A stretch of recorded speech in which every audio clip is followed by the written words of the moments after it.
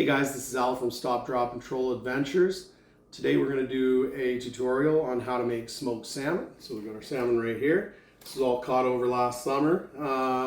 This is a good way to make use of some of what's sitting in your freezer right now. In commercial applications, most of our fish will come to us in an exact size because a buyer is able to buy just 10-pound fish or something like that, which will give you really consistent fillets. So the standard 4-to-1 sugar to salt ratio and just dredging a fillet can be really effective for consistent results because the fish are all the same size. We don't have the luxury of catching the same size fish every day that we're out on the water. So by measuring our ingredients before they go in, we can work around that difference in size and always get those good results. So without wasting too much more time, let's get into the salmon over here. We're going to get it prepared, cut down into the nugget size that we want to do, and then we'll move on with how we do our recipe and how we make our smoked salmon.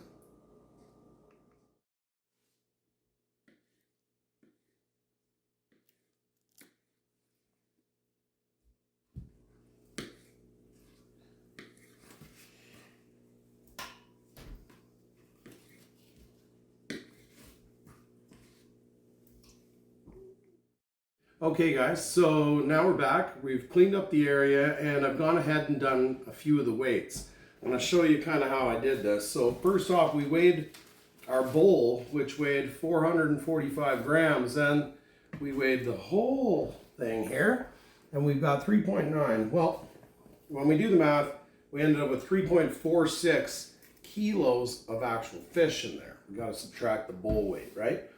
Now, on our little card here, what we have is the recipe calls for 21 grams of salt per kilo of fish and 84 grams of brown sugar per kilo of fish, 6 grams of coarse black pepper. That's the whole recipe, okay? And when you work that math out, 21 times 3.46 kilograms is 73 grams, 291 grams of brown sugar, and 20.7, so 21 grams of pepper. So we're going to weigh those ones out. We're going to put them together in here, and then we'll move on from there.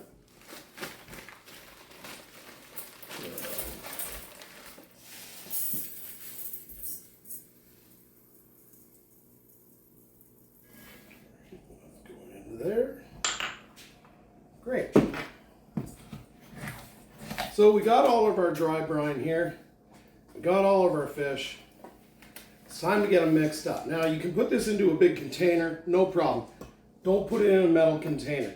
That can impart a flavor into your fish, into your salmon. It's not going to be nice. Generally, we don't cure anything in steel, even stainless steel. Do it in something plastic. Plastic container is good. The reason I really like bags because they're really easy to turn everything over without actually having to get your hands dirty.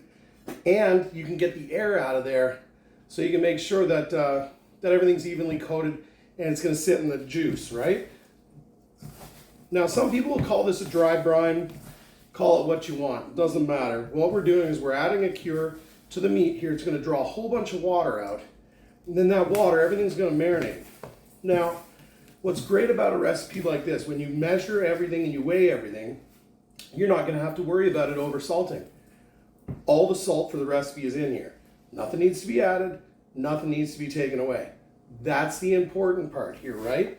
So if I leave this in the fridge for 1 day or 4 days, once it reaches homeostasis, which is, an even level of salt through the entire mixture, that's going to be ready, and it can stay like that for a reasonably good amount of time before you need to deal with it. This way you're never going, is it too long? Is it not enough? Oh, I ended up with something not cured. Just take an extra day. So we're going to take 2 days. That's what we're going to do. That's a pretty good amount of time for this much stuff. And I'm just working the ingredients through here. Then what I'm going to do is I'm going to start adding them in to the fish here. And the reason I'm adding them in outside of the bag is because this way I can ensure a better distribution of the dry brine.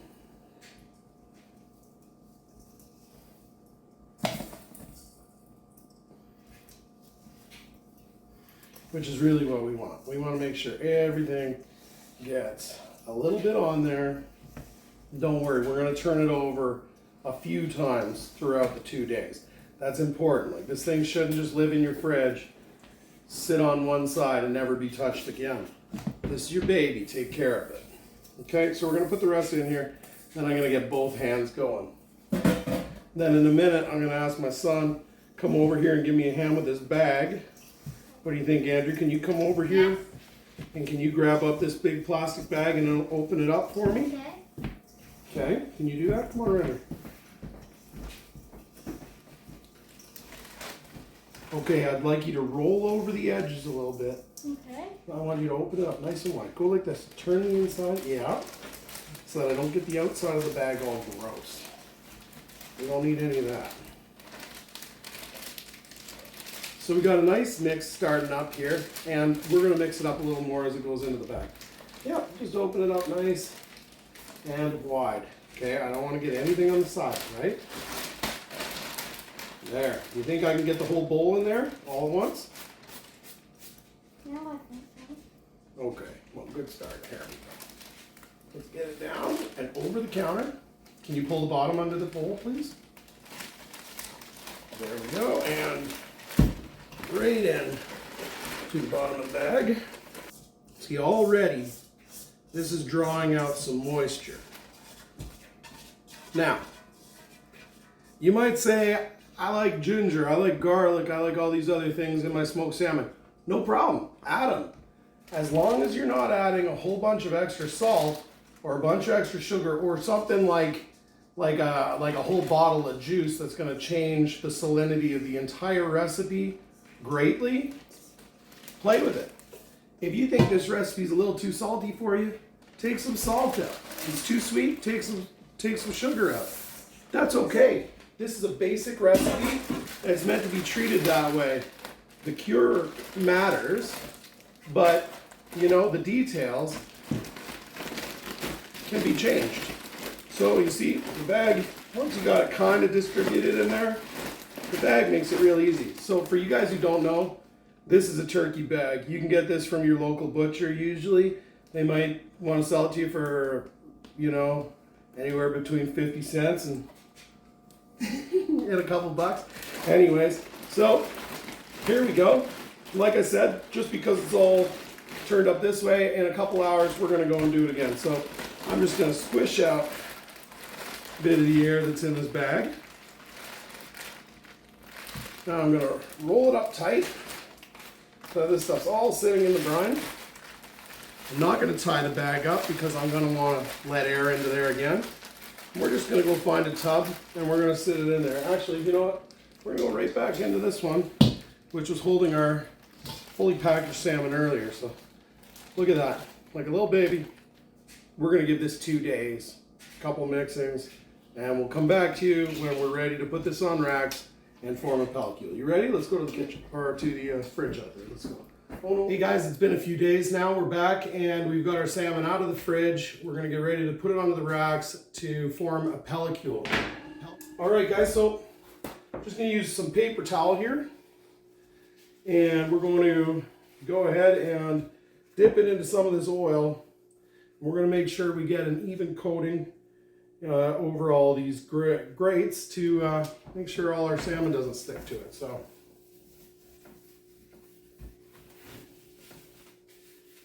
both sides is good because the drippings, they stick.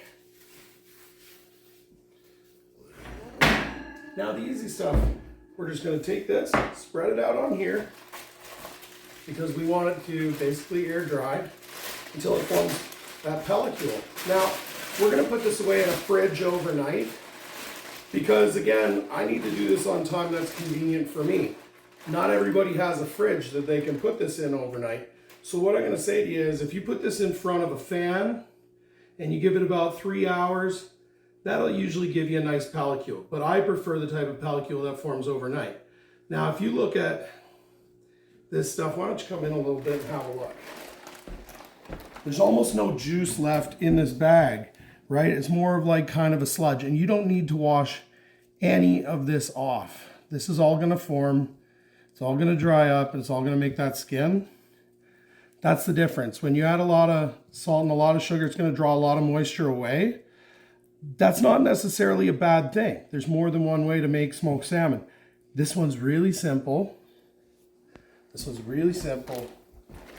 You can do it easily on your own timeline. There's a lot of things to like about it. All right, guys, so there we are. We got it all spread out. You can see you want a little bit of airspace between everything so that it can form that pellicule and so that smoke can stick to it. Now, smoke sticks way better when things are a bit dry. When they're wet, you can form creosote. It gives a little bit of a bitter flavor. So that's why, another reason why making this pellicule is really important. Okay, guys, welcome back. So this has all been drying in the fridge for about a day. When I took it out, it still wasn't ready to go in the smoker. The pellicule hadn't formed. So for the last hour and a half or so, it's been on the counter on top of here with a fan blowing on it. Now, if you come in real close here, you're gonna see everything's not completely done, but if you look here, I can touch this piece. It does not stick to my finger. It looks like there's a skin on it. That right there, that's the pellicule you're looking for. So I would say in the next half hour, these are ready to go into the smoker. Everything's looking great. So I got the smoker turned on, warming up to 130 Fahrenheit, and I got a pan of chips ready.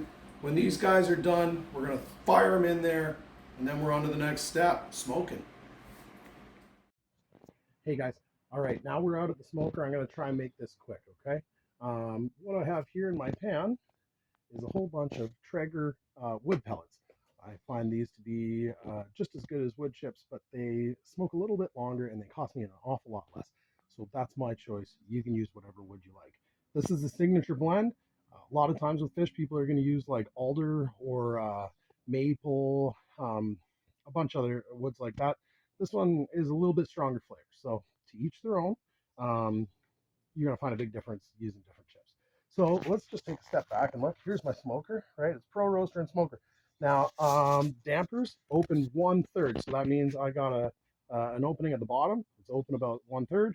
The top open about 1/3, right? That allows smoke to smoke and pull through the smoker. You don't just want stagnant smoke in there. So I'm going to open it up real quick here. You'll see that the temperature is at 115 Fahrenheit. Now, that's not the temperature I set it at. I set it at 130, but opening the door to put in all the salmon, drops the temp a bit. This is good because now it's warming up again. It's gonna, that little bit of extra heat on the elements, gonna get that stuff smoking. So that's a good thing at the start. So here we go. Let's get her open, and you'll see. Oh yeah. See, there's my racks of salmon. I'm just gonna slide my wood chips underneath. Sorry about the shaky video. I lost my camera person due to the time of day, and she had to go to work. So anyways, stick around. We'll get back in 4 hours when we're done smoking. We'll do a baste, and then we're going to finish the cooking. We're going to put in a temperature probe at that point, and that's about it, right? Once we hit 145 degrees after that second step, internal temperature, then we're done, okay? Stick around. Okay, guys, so we've been cooking for 4 hours now, right? I've just made up the baste. So this is honey and some tequila. I like to use nice tequila because it tastes better than cheap tequila, but you can use whatever you like. Bourbon, scotch, whatever, right? I think tequila's got a really nice fruity flavor, so it goes really well. What we're gonna do is we're gonna quickly baste everything. And I'll spare you the long video of me doing it, but I'm gonna baste this on top of each of these pieces in here, and then I'm gonna put this temperature probe inside one of the pieces, and I'm going to put that right in the middle of the entire smoker because that's kind of the area that usually cooks a little bit slower than everything else. I'm going to crank the temperature here up to 165 inside the smoker Fahrenheit, and when the internal temperature of my salmon is at 145, at that point I'm going to take it out and I'm going to decide that's safe to eat now. If we want to go farther and dry it more, I can leave it in there longer, but I have a feeling that when it gets to 145, I'm going to be very happy with the product. That's how it's been in the past. You guys can play with that. You want to get it to a safe temperature for you. but texture is definitely up to your own taste. So play around with it. Just be safe, okay, guys? So here we go. Let's have a look at what we got. You can catch the first little bit. Come on in here. Come and have a quick look. Oh, look at that. So we're starting to look an awful lot like candy, right? And at this point, I'm not worried about any more smoke, right? So I'm going to move this guy down just so that I can get on top and do a little bit of basting. The door being open isn't going to be as big a problem. It will slow down my cook a little bit, but all this stuff's going to drip on the guys below. And then I'm just going to rotate these pans through. So it's kind of raining honey and tequila the whole time that I'm doing this. That's okay. Like this stuff without any baste is just totally fine too. If you don't want the extra sugar, you don't want the headache, don't do it. Okay guys, so here we are. The smoker just, our internal temperature on our salmon here just hit 145 degrees. And I popped it open and we tried a little bit. Let's get a little shot of this stuff here. So you can see it's all got a really nice color to it. It's looking really good. We're gonna go inside, get this off the racks, but you can see that's it. That's great. We just tried a piece. It's nice, it's still moist, but definitely cooked, and this is gonna be really nice stuff. So we're gonna take it in, get it off these trays, and then we'll let it cool down and get it ready for vac packing. Thanks, guys.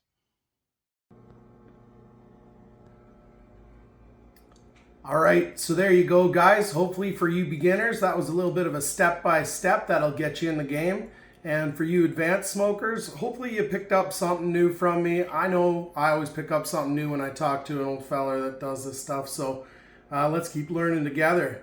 All right, well, something great to do with your fish that's sitting around in your freezer. And if you haven't got any fish for your freezer, give me a call. Let's hit the water. Let's catch some fish. Stop, drop, and troll, baby.